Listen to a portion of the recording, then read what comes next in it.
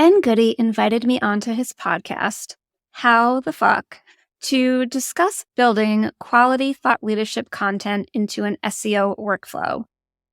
In this episode, you can expect to learn how to build quality thought leadership-driven SEO topic clusters, the how behind a research report that I created, which drove $680K in closed-won revenue, and 2 tips for building thought leadership into a velocity SEO workflow.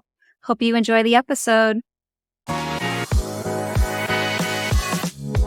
What does it really mean to be a thought leader in B2B? That's what we're here to find out.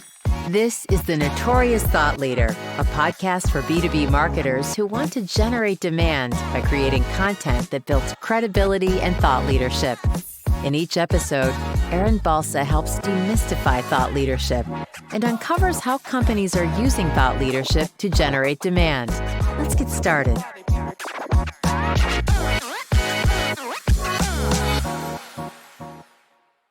Hi, Erin. Welcome to the podcast. I'm so excited to have you on here. So thank you for coming on. Yeah, thanks for having me. I'm happy to chat with you. Yes, cool. First thing I wanted to say was I was looking at your LinkedIn, obviously, more closely than usual just before this. And I really loved how specific your tagline is. I think it's like content marketing for sales-led software companies. And also you mentioned like kind of complex enterprise solutions and like selling that kind of thing with content. And I don't know, like straight away, it makes so much sense to me because I've worked in 2 types of companies, which are software companies. One of them is like that kind of complex, large deal sizes, sales-led process. And the other one's much more like inbound, no sales team, that kind of thing. And I didn't realize coming up through them that you probably should have different strategies around your marketing necessarily. And like building like content and SEO and everything should be done so differently when you have those different kind of companies. So anyway, I wanted to say like, I rate that, how specific and how much it makes sense. Thank you. It took me a long time to really get there. Honestly, I started in journalism and then I was at an agency. And when I first came to the agency, I was managing a team of writers, 15 writers. And I was on the lifestyles, health, and education desk. And Nice. A lot of the clients that we had, it was really simple stuff. We were writing for universities, writing about why you should go to college and what kind of topics you should study. We wrote for a lot of well-known fashion brands and lifestyle brands. So we'd be writing about how to prevent your mascara from running on a hot summer day.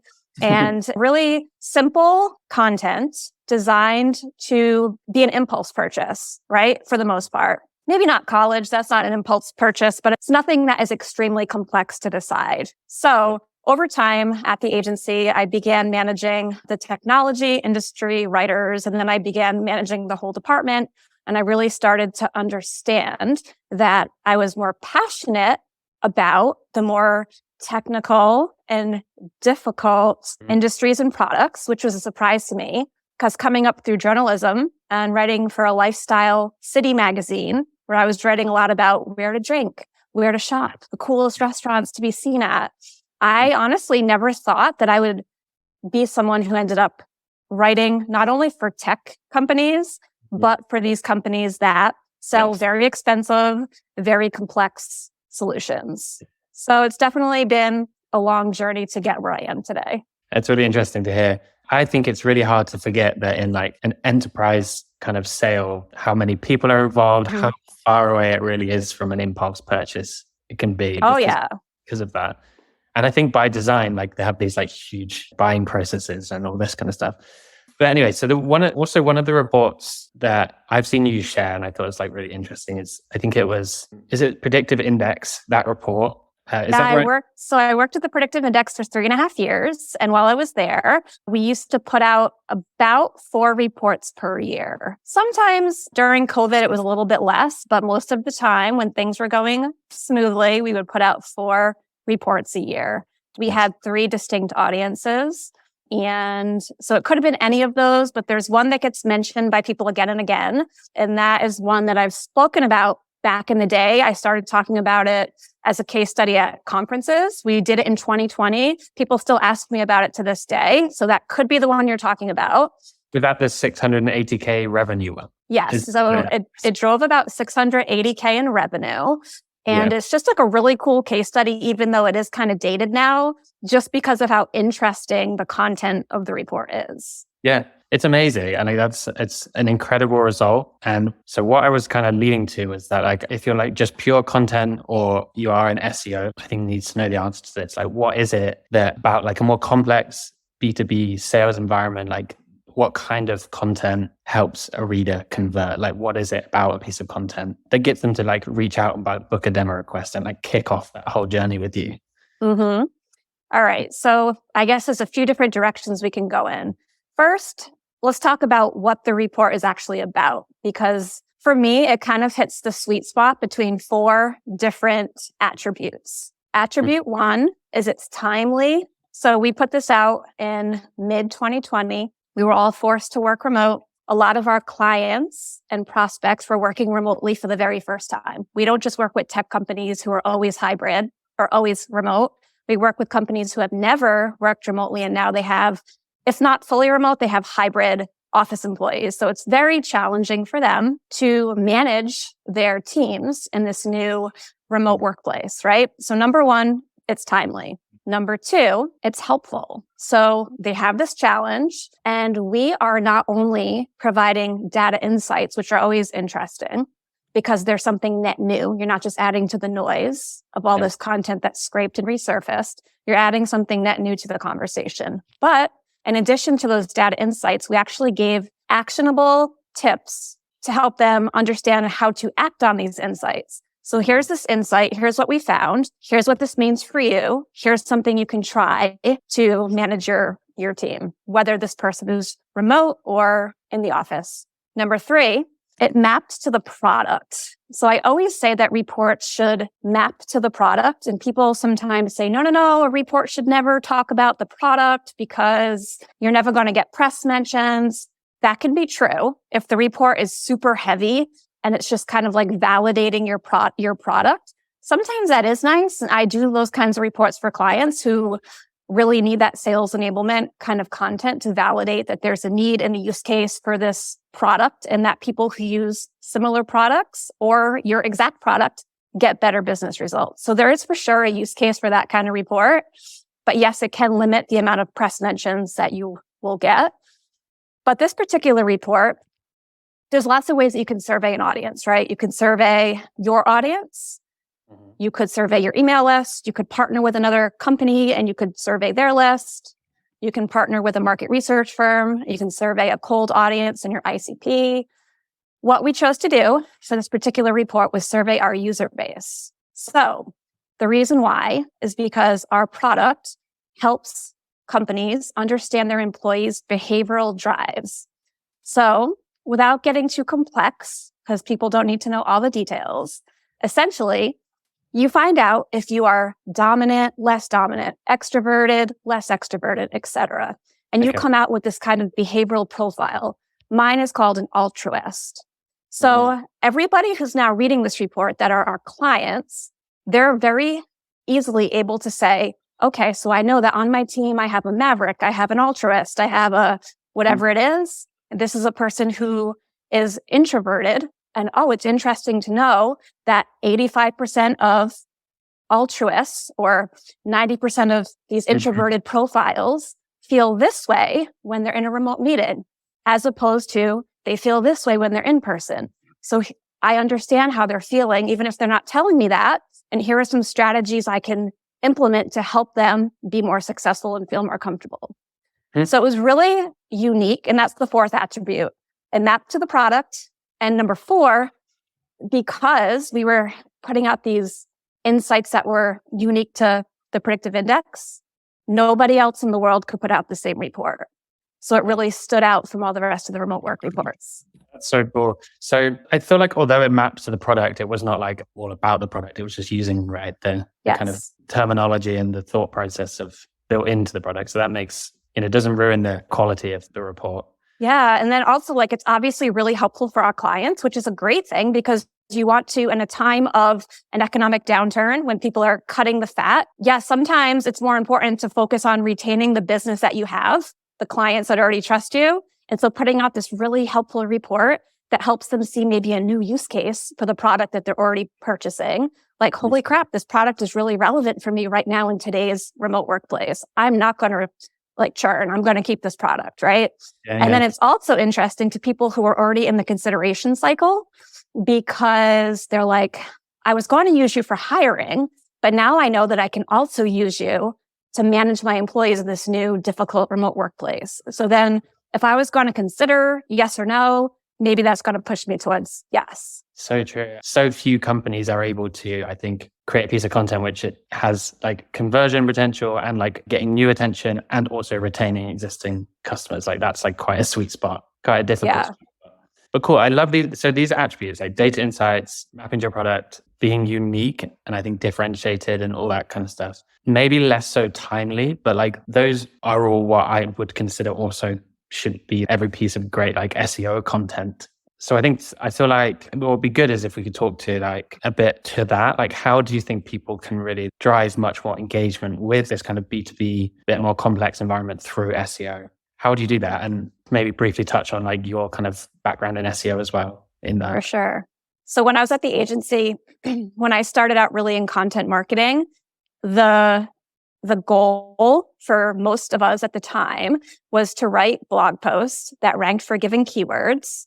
And so that's kind of how I started. Like most writers do, they start probably just writing articles. Then they start learning how to write articles that rank on search. And then they might add other skill sets, right? So for me, that was my trajectory. It was writing articles, writing to get things to rank, writing thought leadership, writing reports, doing content strategy, et cetera. So when I work with clients, because I have been self-employed for over a year now, I build content strategies, and whether or not those include SEO really depends on whether or not the client has an SEO vendor. So, and whether or not SEO makes sense as a channel for them. It doesn't always make sense because sometimes, like for example, if I'm a software company and I have this solution that's really popular for like small to medium businesses, but I want to go up market and I want to sell this thing to the enterprise, but the enterprise is resistant. They're not looking for this thing. They're not searching for these specific topics. It might not make as much sense to them. We might have more luck enabling the sales team with materials for outreach, doing ABM, using content to support account-based marketing, etc. So SEO might not always be my first go-to. Just to let that be said. It's not right for every single company. I think it's important to be said, to be fair. Yeah. I think that would be a whole good topic on its own. Like, when is it right for you? Yeah. But a lot of times, often, I work with companies that do have an SEO vendor. And so what I do is I create a content strategy, primarily thought leadership, but also, again, many times sales enablement and account-based marketing based on what each company needs. And reports come in play here. So for example, let's say I write this report for a company that can feed easily 6 to 12 months of content. And some of it will not even be optimized for search. Sometimes it's just kind of taking a really interesting data insight and blowing it out, or getting a few different external subject matter experts to comment on this and add their take on the data. That can be really interesting content. But other times I might be using some of these findings and data points to beef up a post that's written with the goal of ranking for a keyword. Because if you're ranking for a keyword and you're putting out the same generic information as everyone else, that's fine. Your blog can rank. I see it happen all the time. I sometimes see absolutely terrible blogs ranking on page 1. More often. But like, who cares about ranking if you're not hitting your numbers? At the end of the day, that's what matters. So like, yeah, you can go brag that you got all these blog posts to rank on page 1. I used to do that. But at the end of the day, if none of those page views are leading to conversions or leads for the sales team or high quality leads that the sales team can actually close, and what good is the traffic for? Yeah. So I like to think about blogs that are written for SEO.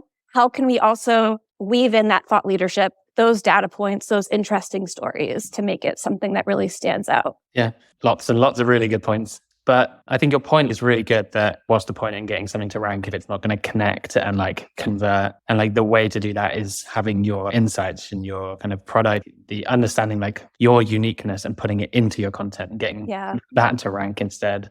Also, I'm guessing that you also would say if you have a really strong report on a topic, you could find all the keywords related to that topic and write about it and then kind of use the report as the start, right? Then expand from there. And then all of those reports will generate leads by downloads to your main report. Does that make sense? That makes sense. I don't know that I would write a report that didn't hit on topics that we would even want to rank for anyway. You know what I mean? So it's not like I'm like looking to the report first and being like, oh yeah, that's a keyword. It's more like the report is just in line with the topics that we're talking about anyway and the keywords that we want to rank for anyway. Exactly. I think that's what I meant. I know kind of jumbled my sentence, but one thing that we did at the last company I worked at is that we had, for example, a really good benchmark report on a specific metric that was really relevant to the company and what they moved and helped improve for a company. And there was this huge amount of keywords also on that topic, like benchmark for SaaS, this benchmark for healthcare, this benchmark for... And so just rewriting the report into a blog post about that specific industry and then saying like, if you want to download, you want to learn more about this, we have a report. It's very in line. It works really well. Yeah. And that makes a lot of sense if your report's gated, right? So a lot of companies, I should not say a lot of companies, that's probably a lie. More companies are starting to publish ungated reports, and that's great for SEO. So you're obviously going to get a lot more eyeballs on your report, have opportunities to rank for more keywords if you have this really massive long form report that's ungated. And that's one strategy. That's great. But for other companies, they really want to gate the report and send these more high quality leads to the sales team. Something that we did and I still suggest to clients is not just making a blanket decision, like think about what's right for you and your needs. So maybe you want to gate the entire report. And then like you said, then you're going to write these blogs. Maybe if SEO is a channel that you're using, maybe you're going to try to get that to rank and then people are bought in, then they're going to click the button. You're still going to get the leads. It's just going to maybe be a different path to getting those leads. One thing that we used to do that worked really well at PI is we would put the most interesting findings ungated. People could scroll down, they could read some of the intro, they could read maybe an executive summary, see a few key data points. And then it would be a scroll gate would pop up and it'd be like, hey, to continue reading, give us your email address. That worked good because you ended up getting less leads usually at the end of the day because some people's curiosity was satisfied. They didn't need to give their email address, but you still got their eyeballs on the content. And if they liked it, hopefully they would come back, follow you on social, etc. And then we also I have tried with clients on gated reports. Again, that can work really good for SEO. So there's so many different options to try. For what it's worth, the $680,000 report was fully gated. You said some of your clients did fully ungate it. Did you see a difference in the type of leads that came in? Or like people say ungating it is like way more efficient because you just get demo requests, but then other people are like, you haven't captured all of the potential audience that you could then nurture and all this. Like, could we go like, what's the quick kind of pros and cons for you? Like, what would you choose in what context? I think honestly, people are afraid to use long forms because they say the longer the form, the less people are going to complete the form. I think if people are motivated, they're going to complete the form. And you can really have a lot of opportunities to start vetting people within the form. Maybe you are requiring work emails, right? So that at least you can vet who is this person that has their email? Like what company do they work at? Is this the right company size for us? You can start asking these questions in the form. And that means that ideally you're not letting people through, or maybe you're not calling those people that don't fit your ICP. So that's an opportunity there. If you wanted to gate the report, you could potentially use the form. Test it. Never follow any advice blindly. Like maybe right now you have a very light form and you're getting a lot of shitty leads. Maybe you want to try a heavier form and see if you're still getting a good volume of leads or enough leads that are a good fit. And if you're not, maybe don't take that advice. Maybe go back to your short form because at the end of the day, that's leading to a better end result. The end result's really what matters. Yeah. And if you have a really big sales team and they are able to get to those leads, whether it's an email outreach, a call, whatever it is that your organization does, if they're able to do that with speed and they're not keeping people waiting for a week, or maybe you can put some mediocre leads through because you have the bandwidth and the resources to handle that volume. So it really depends on your sales org and your strategy because there's no really one answer. Different things work for different companies. Yeah, it's very easy to say like ungate your content or anything like that. But it's if you already have a huge sales team which is expecting leads, it's kind of a transition, isn't it? It's like a whole transformation. Depends on your culture and, Can't just come in with a bulldozer and be like, we're ungating everything. That involves a lot of pre-planning. Yeah, that is a really tough one. I have personally seen like a company where we built the marketing just to get demo requests, and we would get like 8 a month and like 4. So it was kind of a small company, I guess, 8 or so a month, but like 4 of them would become a customer. And we didn't need a sales team, like that was it. That was a good growth. On the other hand, I've seen the one where we had like 1,000 leads a month. You need a huge sales team, and we're not converting anybody. Yeah. So yeah, it's difficult, which is why people hopefully will love to listen to this podcast with you on it. Have you been tracking the helpful content update and things like that with Google? Have you been like following a little bit of what's going on? Not really, not much more than just the initial reading. When things come out, I tend to like look on Twitter and get like a basic understanding. But I honestly don't worry that much about it because that is at my core what I do. I'm someone who would never just like let an AI writing tool write a blog post and just do a quick edit and like be like, yeah, that's fine. It's good enough. I need volume. That's just not how I operate. So for me, expertise, authority, trustworthiness, all of that is just at my core, what I do and what I demand from my team back when I used to manage writers. It wasn't enough just to put out content, volume, it's good enough, it's fine.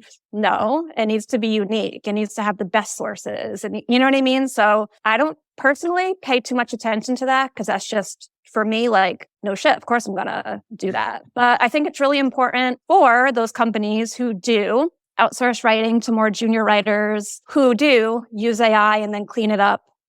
There's nothing wrong with that if that works for your business. If you sell like a really inexpensive product, if that works for you and you're making enough sales and your business is growing with your like kind of shitty content, okay, cool. Like you're probably not going to want to work with someone like me. That's why I work with companies that sell these really complex, expensive solutions to really smart people at really big organizations because they can't get away with that kind of stuff. Yeah, definitely. It's part of the nuance that people often leave out of this conversation. Like if you are going for like high velocity but lower quality, that really does suit some business models more than others. And it doesn't mean it's for everybody. But I have like maybe a challenge for you because in SEO, not all of your content is going to rank. Like, I think that's just like a bit of an unwritten rule. You could write 100 blogs and like a few of them will smash it out of nowhere. Yep.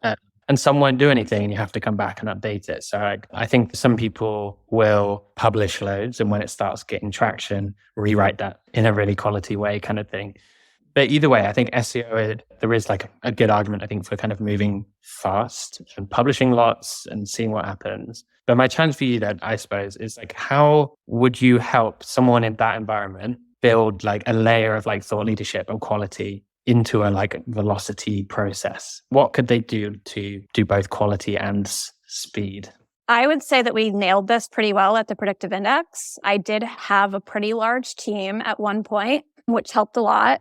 But I would say that you need to, have a strong editorial process, right? So that people aren't just like, oh, what should we write about today? And they're just like, let's do this keyword because that's never going to be able to scale. So you want to have things planned out. If you have a team of writers, you probably want to have your briefs. You want to have some sort of structure for your content. But what's really important, really, really important that not all companies get right, especially if they're doing a high volume, high value sale. You need to have a really strong, documented, well understood strategic narrative POV that your writers can inject into all the content. So as an example, I have a lot of clients now that either have or that are in the middle of developing and honing this really strong narrative. At PI, we were very lucky. I'm not sure if you're familiar with the book Play Bigger, but we were able to hire an agency that does messaging and positioning owned by one of the authors of Play Bigger, which is like the definitive guide for category creation. We were very lucky. I got to see firsthand what a truly brilliant and powerful narrative looks like. It was a great education for me. And I was able to then incorporate and help my team incorporate this long, powerful, engaging story into all of our content. So even if we were writing SEO blogs, they were different because they had this magical, aspirational, relevant story in it. So that was, for me, kind of the magic piece. I just looked it up and I do know this guy, Christopher Locke, just from LinkedIn, I think. the pirates. Yeah, he's one of the authors. So we Okay. worked with a company called Category Design Advisors. Right. So, yes. Okay. That does sound amazingly helpful. Yeah. So what would that mean for the content? Like if you read it, you would know that it's from your company basically. It's like got an angle or like a way of talking. Or Yeah. like how would you get a narrative into a standard article, let's say? So I think the hardest thing about being a writer, especially as an agency writer or maybe a freelancer working with multiple clients, and the earlier you are in your career, the less you get paid. So the more clients you have to work with to kind of like pay your bills, right? So here you are working with 5, 10 clients, and you're just doing the best you can to pump out these articles. There's just really no time to wrap your head around the whole story behind the company, the product, etc. So when you have this really well documented story, writers can read it again and again, memorize it. They understand the whole end-to-end product suite. Like, why do we have each of the features we have? What does this mean? There's this whole story that really does tie together the why the company exists, the why the product is built the way it is, why the roadmap is the way it is for future product development. It all maps back to the problem in the market, the problem that our customers are facing, and how we are uniquely going to help them solve it, not only by using our product, but also by doing X, Y, and Z in their life. And one thing I can share is that in this category story that we developed, we also created like a 50-page ultimate guide on this discipline that we invented called talent optimization. And it does not mention the predictive index software in that 50-page guide anywhere, because the discipline is something that can be practiced at a workplace with or without PI. And of course, if you invest in PI, you're going to be able to get much faster, much more scalable, much more predictable results. Yeah. And that is, I think, a good thing for people to think about too. When you're coming from a truly helpful place and wanting to truly help people, you're going to show them how to do things with or without you. Yeah. Because you want to be able to help them. And then when they're ready, then they're going to be bought in, they're going to trust you, and they're going to want to take it to the next level. I think that's such a good point. There's something about, I think, marketing or just like the way that the incentives work in a business that means marketing ends up trying to take more than it gives. Yeah. Like when you are positioned, like I am with this podcast, like I don't have a product to sell. So I don't have to talk about anything, if that makes sense. Yeah. I can just make really giving content. Like, it doesn't need to be anything else. Like the point is to get consumed only. Yep. And I think, I don't know really how you would structure a marketing team to, forget about that and just focus on, consumption and like brand building and all of this. But I feel like that's quite a hard thing to crack. But maybe I would like to hear like your reflections on that, like how you do set incentives right for an SEO content marketing team. But before I do, like I think having those like whys and the things, like it's so important. I can see even as I'm working with writers, getting content made for people, I can see that it's always going to be generic unless I tell them exactly how this company thinks. Yes. But it's such an easy step to skip. And the tough thing is a lot of clients or marketing managers, whatever it is, if they don't have this like holistic, documented end-to-end, this is how we think about everything in one place, what ends up happening is they're educating their writers in little blips that are disconnected, and the writers can't connect the dots and they don't get the full picture. It's like, hey, this is how we feel about drinking water. Here's our opinion on drinking water, what kind of water you should drink, how much water you should drink. Like, okay. And then like a week later, by the way, we also think that it's important to like wash your car with this specific kind of soap and use these motions once a month. You're like, okay. And then next month, it's like, we also think it's important to blah, blah, blah, whatever it is. And all of this information's coming disjointed. And you're writing this article about water. Then you're writing this article about washing your car. Then you're writing this next article and you can't connect the dots. There's no through line or red thread connecting all the content. It's not unique to this content. It could be put out by any company in the world. So like, that sucks. So when you have this through line, you get all the pieces. Oh, you drink this water because this water gives you the special power to know how to wash your car to get these magical results so you can get better gas mileage, whatever the hell this crazy story is. It makes sense. There's this through line. And then your content's so much more powerful. I think that would be amazing I would guess that most companies don't even have that, right? They haven't really even decided what they think about anything, or even have one overall strategic point of view or reason they think anything. And if you're super early, you might not have that. So that might make you take some time. So I've worked with clients that it's like we're a year in and now it's like, okay, so now it's time for us to get this thing down on paper because this is going to serve you in the long run. As you start adding more people to your team, as you start hiring more writers, this is just going to power them so that they're able to work more effectively and more scalably. Mm-hmm. Definitely. Personally, I would love to talk about that more, but it's kind of off topic, but it's coming to the end of our time. This has been actually amazing. I think the big takeaway for me is that a lot of people say documentation, but what you document is so important to in quality fast, but having a really strong narrative about what you write, why you write it, what you think about things, and making your content make sense together. That's huge, I think. And I think in terms of SEO, when people say documentation, they're not thinking about any of this. They're thinking about the SOPs. Here is what you do. Here is how you fill out a brief. Here is how you XYZ. And that's all important because you definitely want to train and onboard your writers, especially if they're less experienced. Some writers don't need that. Some writers just know what to do. They don't need an SOP for those kinds of things. But they're not talking about the other half of the documentation, which is mission critical for certain businesses. Yeah, exactly. It's cool. I do think if you possibly can do it, even if it's not, an enterprise high ticket SaaS business or whatever, having actual actionable, unique insight with a clear point of view is always going to be good. But I understand, if people aren't going to have the buy-in to invest in that much depth, I think that's what we should strive towards, if that makes sense. And if you can't hire a fancy firm, you don't need to. You can get by with a really good writer with journalistic skills who's able to think strategically about how to structure things, and a few executives that are willing to give their time with this vision. You can really accomplish a lot. Yeah, definitely. There's so many tricks and things that I did as a solo marketer. I had nothing, no budget or anything, but you could just go to a community group and I'm writing this article. Can I ask for people's answers on this question? And then you can put their insights straight in. Or I feel like everyone should have to be a solo marketer at once in their life. It just teaches you so much. And I was too. When I started at PI, I was solo for 6 months. It was freaking awesome. Honestly, I love leading teams too, but it was really valuable to wear all the hats. And it really makes you prioritize. And not only makes you scrappy and hands-on, so you're not just able to lead the team, you're able to do the things that your team is doing and not just be hey, can you do this thing that I don't actually know how to do myself?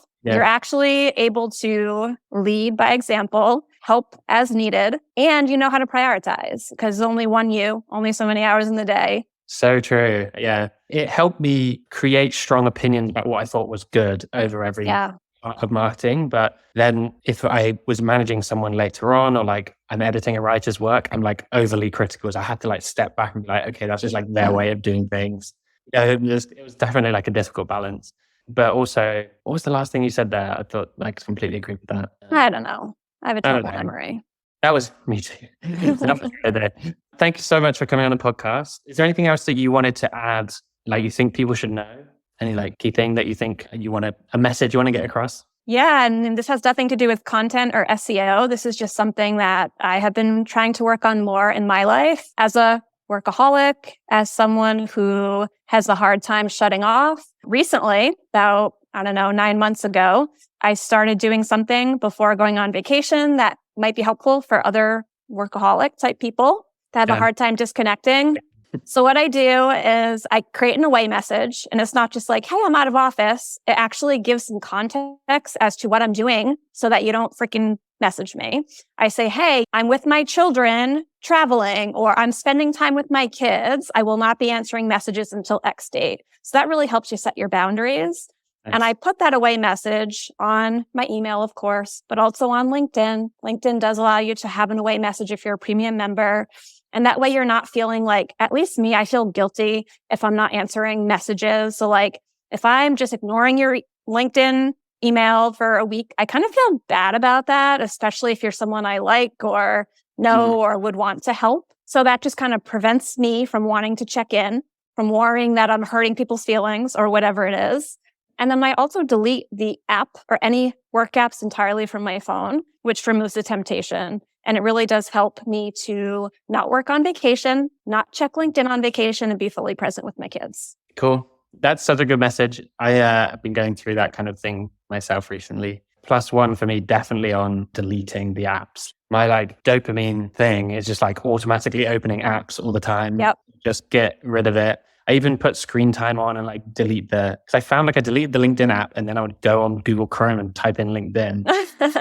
Like, what am I doing? And I just deleted it. And having like that week off to like reset everything a little bit is like amazing. Yeah. Yeah. And also if you have kids, like it's even more reason to be present. Exactly. Yeah. Good message. Thank you very much. Oh, you're welcome. Where can people find you? Oh, good. You have a podcast and newsletter. So Yeah.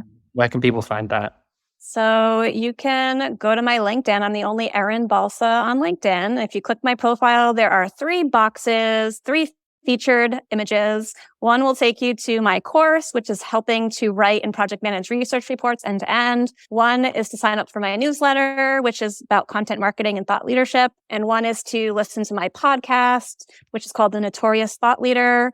I love Biggie. I'm a big Biggie fan. So it's all about trying to really get to the heart of what thought leadership means to different people within B2B marketing. Amazing. Cool. I forgot that you did a course. People were intrigued by those super high value reports. Yeah. That's where they should go. Thank you. Thanks again. Thanks for having me. Have a good day. Thanks, you too. Thanks for joining us on this episode of The Notorious Thought Leader. If you're looking for more stories from marketers who are generating demand from thought leadership, then visit us at motionagency.io/notorious. See you next time.